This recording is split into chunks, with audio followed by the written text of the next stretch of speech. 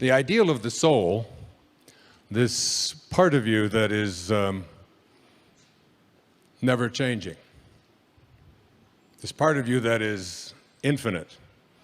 And that word infinite is a very important word to think about because it's the opposite of finite. Finite means something begins and ends.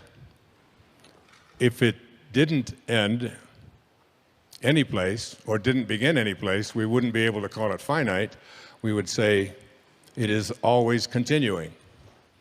The minute that it stops, the minute we have a form to it, the minute we place anything on it that is associated with this physical, corporeal world that we all live in, it moves from the infinite to the finite.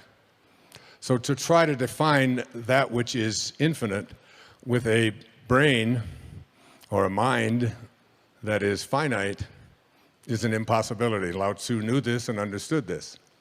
It's why meditation is such an important part of the process of coming to our highest self, coming to know who we are. It's the place where there are no beginnings. Herman Melville once said that God's one and only voice is silence. Is silence. It's the one place where there's nothing finite there. And Blaise Pascal, the famous French philosopher and scientist, once said that all of man's troubles stem from his inability to sit quietly in a room alone.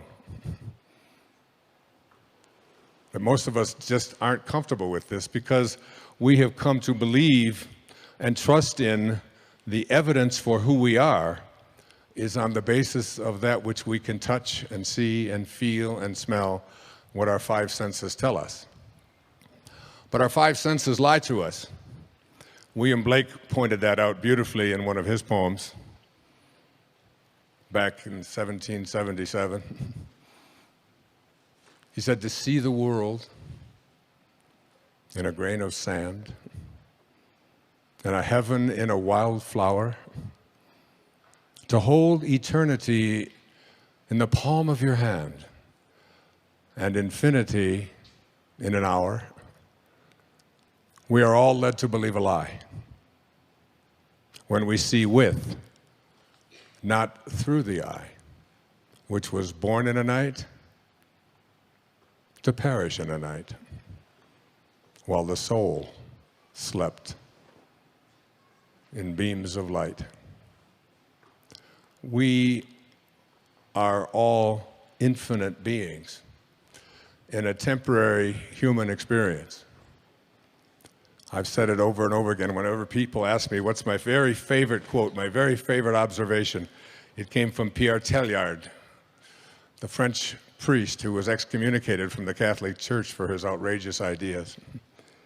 He said that we're not here as human beings having a spiritual experience. It's the other way around. We are all infinite spiritual beings having a temporary human experience.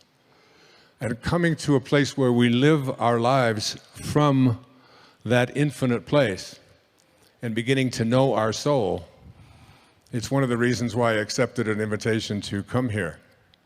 I do yoga myself 5-6 times a week. I know the significance of it for me in my own body and my own health, my own life, my own emotional state. I know that when I meditate, I'm better. I know that when I do yoga, I'm healed. And so I came. So getting to know the soul, the spirit, and not identifying ourselves on the basis of our physical senses. It's the essence of my newest book, which is a PBS special called Wishes Fulfilled. It's the whole message behind all of it, is to really come up with a specific way to come in contact with this infinite part of ourselves, Now remember, if it's infinite, it doesn't stop any place. It doesn't start any place. That's by definition infinite. So if something doesn't start and doesn't stop, what is it doing? It has to be expanding, doesn't it? The minute it stops expanding, it's finite. We're no longer talking about the soul.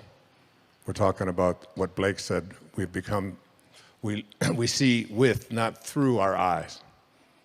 So here's what I jotted down. The ideal of the soul, the thing that it asks for, is neither knowledge, nor light, nor happiness. The ideal of the soul is space, immensity. The one thing it needs, more than anything else, is to be free to expand and to reach out and to embrace the infinite. Yeah, the ideal of the soul is infinity because that's what the soul is. It is miserable when it is circumscribed or restricted in any way.